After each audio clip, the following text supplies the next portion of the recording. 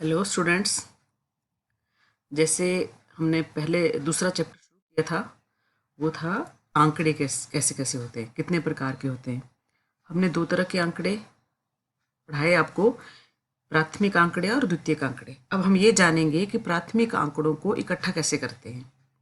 तो प्राथमिक आंकड़ों को एकत्रित करने का जो पहली विधि है एकत्रित करने की, वो है प्रत्यक्ष व्यक्तिगत अनुसंधान।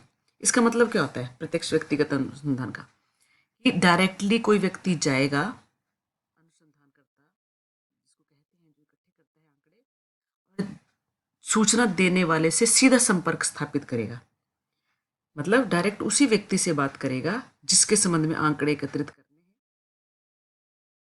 और उन आंकड़ों को प्रत्यक्ष व्यक्तिगत अनुसंधान कहते हैं। अब ये जानना है कि ये सफल कहाँ होता है, ऐसा क्या गुण चाहिए उस व्यक्ति में कि वो प्रत्यक्ष व्यक्तिगत अनुसंधान करने के काबिल है। एक तो वो मेहनती हो, व्यवहार कुशल का मतलब होता है कि वो बात करना जानता हो, उसमें पेशेंस हो, धैर्य हो, जिस व्यक्ति से बात करनी है उसकी भाषा जानता हो, वहाँ के रीति रिवाज को जानता हो, ताकि वो वहाँ उनसे उस विषय में क्वेश्चन पूछ सके और आंकड़े एकत्रित कर सके। जैसे एक शहर के कारखाने के संबंध में अगर आंकड़े एकत्रित करने हैं तो उन्हें पता होना चाहिए कि वहाँ काम करने वाले लोग किस भाषा का प्रयोग करते हैं, किस प्रकार का उनका रहन सहन है, उनसे क्वेश्चन क्या पूछनी है। ये इस विधि की सफलता इस बात पर डिपेंड करती है। इसके गुण अवगुण पढ़ेंगे हम।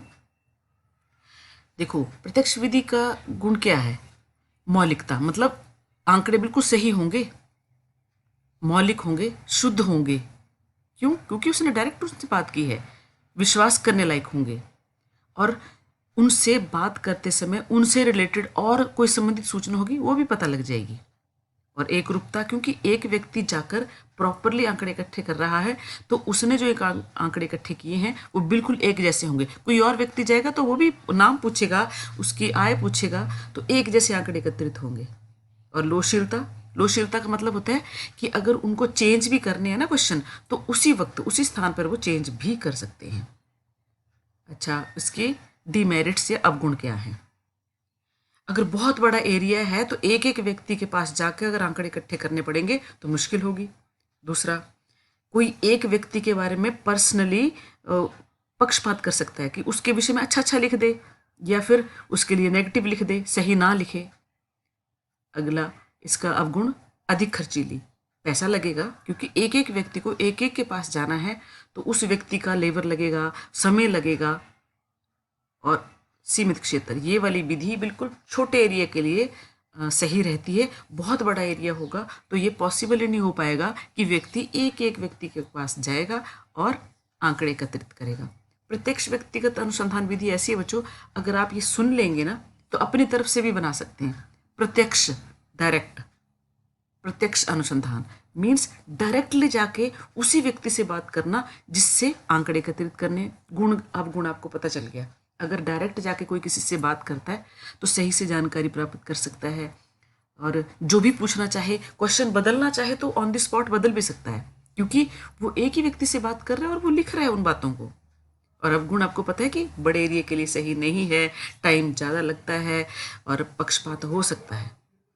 क्लियर है? चलते हैं। और देखो, इसके साथ एक और क्वेश्चन बनता है अप्रत्यक्ष अनुसंधान। वो मैं यहाँ लिखा नहीं रही हूँ, लेकिन आपको सुन के समझ में आएगा।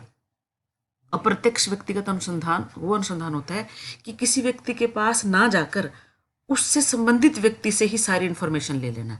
जैसे मान लो आपके किसी फ्रेंड के बारे में जानकारी प्राप्त करनी हो तो आप भी उनको वो जानकारी दे सकते हो, क्योंकि आप उनके बारे में सब कुछ जानते हो। तो किसी और व्यक्ति के बारे में किसी और व्यक्ति से ही पूछकर, मान लो गांव के किसी व्यक्ति के बारे में जानना है तो कोई बाहर से आएगा अनुसंधान करता और प्रधान से ही सारी जानकारी लेकर चले जाएगा। या फिर आप बच्चों के बारे में किसी ने जानकारी लेनी है तो वो आपसे ना पूछकर आपके अध्यापक से ही सारी जानकारी लेकर चला जाएगा। ये वाला जो अनुसंधान है वो अप्रत्यक्ष अनुसंधान विधि होता है। इसके भी गुण अवगुण, बिल्कुल जो इस प्रत्यक्ष के गुण हैं वो उसके अवगुण हैं, जो प्रत्यक्ष के अवगुण हैं वो उसके गुण हैं कि बड़े क्षेत्र के लिए सही है, ज़्यादा खर्चा भी नहीं होता है। और अवगुण ये हो गए कि उसमें विश्वसनीयता का कुछ अभाव रह सकता है, एक जैसे आंकड़े नहीं भी हो सकते, अलग व्यक्ति के बारे में और बातें बोल सकता है। बिल्कुल आसान बातें हैं, पढ़नी है, समझनी है, लिखनी है। नेक्स्ट क्वेश्चन देखेंगे। द्वितीयक आंकड़े, प्राथमिक आंकड़ों का हो गया। द्वितीयक आंकड़ों को कैसे इकट्ठा करते हैं, उनको इकट्ठा करने के रिसोर्सेज क्या हैं? तो इनके रिसोर्सेज दो हैं, एक प्रकाशित स्रोत है, ये देखो, और दूसरा अप्रकाशित। प्रकाशित मतलब जिनको पब्लिश किया होता है, छापा होता है कहीं पे, प्रिंट करवाया होता है कहीं। और अप्रकाशित स्रोत जिनको कहीं प्रकाशित नहीं करवाया होता। तो जो प्रकाशित है उसके भाग सरकारी प्रकाशित, जैसे जो भारत की केंद्रीय सरकार है, भारत की राज्य सरकारें हैं, वो भी विभाग से रिलेटेड बहुत सारी बातों को प्रकाशित करवाती हैं।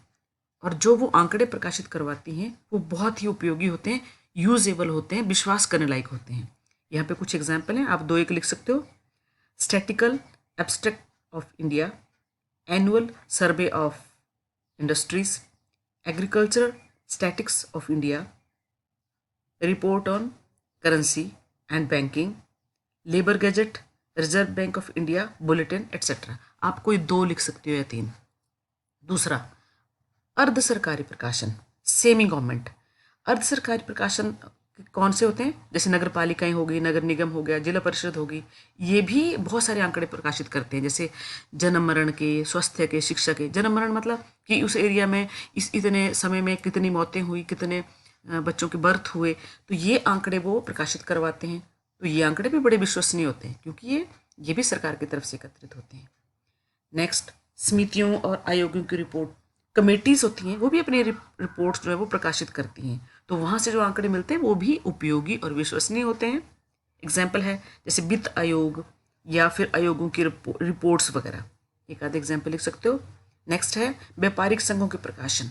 बड़े बड़े व्यापारिक संघ होते हैं, जैसे मिलों के मालिक होते हैं, वो भी क्या करते हैं, अपने मिलों के बारे में आंकड़े प्रकाशित करवाते हैं कि हमारा इतना प्रोडक्शन हुआ, हमने इतना लेबर रखी। तो ये आंकड़े भी यूजेबल होते हैं, उपयोगी होते हैं।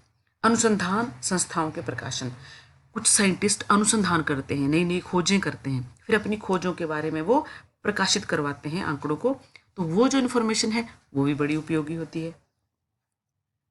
इसके अलावा कुछ पत्र पत्रिकाएं होती हैं, जर्नल्स एंड पेपर्स, जैसे इकोनॉमिक टाइम्स और facts for you, e commerce, ये भी आंकड़े प्रकाशित करते हैं। तो आप इनके दो करके एग्जाम्पल लिख दो। नेक्स्ट है व्यक्तिगत अनुसंधानकर्ताओं के प्रकाशन। कुछ लोग स्वयं अपने आप पर्सनली भी स्कॉलर्स होते हैं जो वो अनुसंधान करते हैं, फिर उन आंकड़ों को प्रकाशित करवाते हैं, ये भी यूजेबल होते हैं।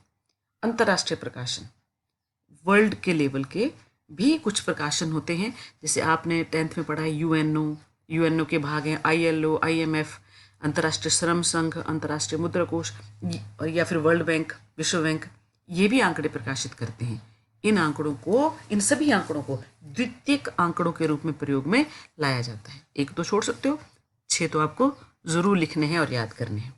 इसका सेकंड पार्ट है अप्रकाशित स्रोत, मतलब ऐसे स्रोत जिनको प्रकाशित नहीं किया जाता, उनको भी द्वितीयक आंकड़ों के रूप में प्रयोग करते हैं। जैसे मैंने एग्जाम्पल बताया था, सरकार या विश्वविद्यालय या निजी संस्थाएं या स्कूल कॉलेजेस, वो भी आंकड़े रखते हैं लेकिन उनको प्रकाशित नहीं करते।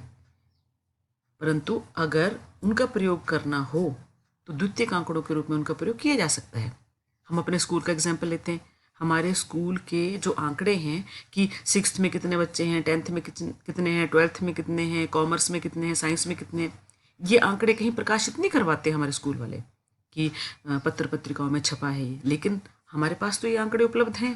तो अगर किसी को इस विषय में जानकारी प्राप्त करनी हो तो वो हमारी संस्थाओं से इन आंकड़ों को पूछकर उनका प्रयोग कर सकते हैं।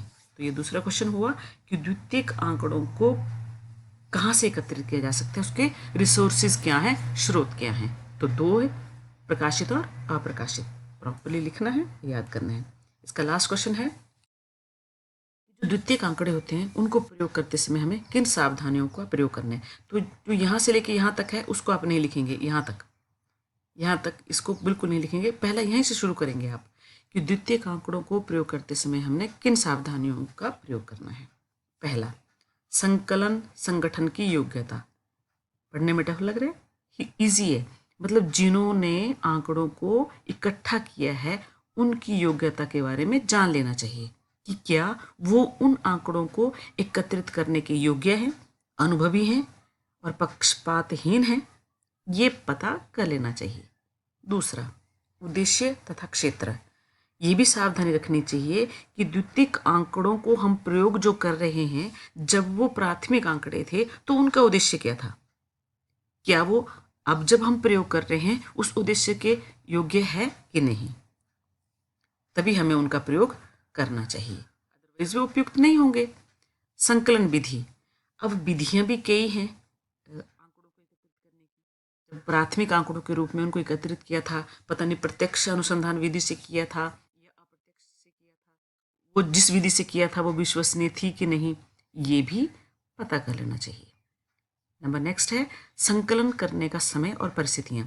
ये भी ज्ञात होना चाहिए कि जब वो आंकड़े प्राथमिक रूप से एकत्रित हुए थे उसमें क्या परिस्थितियां थी, नॉर्मल वाली थी या एबनॉर्मल तो नहीं थी, कि अगर युद्ध के समय आंकड़े इकट्ठे किए हैं तो वो शांति के समय तो प्रयोग नहीं हो सकते, या फिर शांति के वक्त जो किए हैं एकत्रित तो वो युद्ध के समय प्रयोग नहीं हो सकते।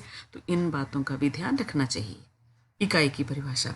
जब आंकड़ों को एकत्रित किया है तो किस यूनिट की तरह इकाइयों को किस अर्थ में लिया है, कि क्या वो अभी जो हम प्रयोग कर रहे हैं उसमें वो काम आएंगी या नहीं आएंगी। और लास्ट बट वेरी इंपॉर्टेंट, कि जब हमने आंकड़ों को इकट्ठा किया था तो क्या शुद्धता का ध्यान रखा था। शुद्धता का ध्यान रखने का मतलब है कि सारी इकाइयों का पक्षपात तो नहीं किया, बिल्कुल शुद्ध ढंग से अगर आंकड़े एकत्रित किए होंगे तभी वो द्वितीयक आंकड़ों के रूप में प्रयोग किए जा सकेंगे। आप इसमें से भी आपको जो ठीक लगेंगे आप 4 पॉइंट लिखिए और बहुत अच्छे से लिखिए जो आपको समझ में आते हैं। इनके नोट्स बनाने हैं, याद भी करना है। इसके साथ आपका ये दूसरा चैप्टर जो है वो कंप्लीट हो गया, आंकड़ों के एकत्रित करने का। ओके।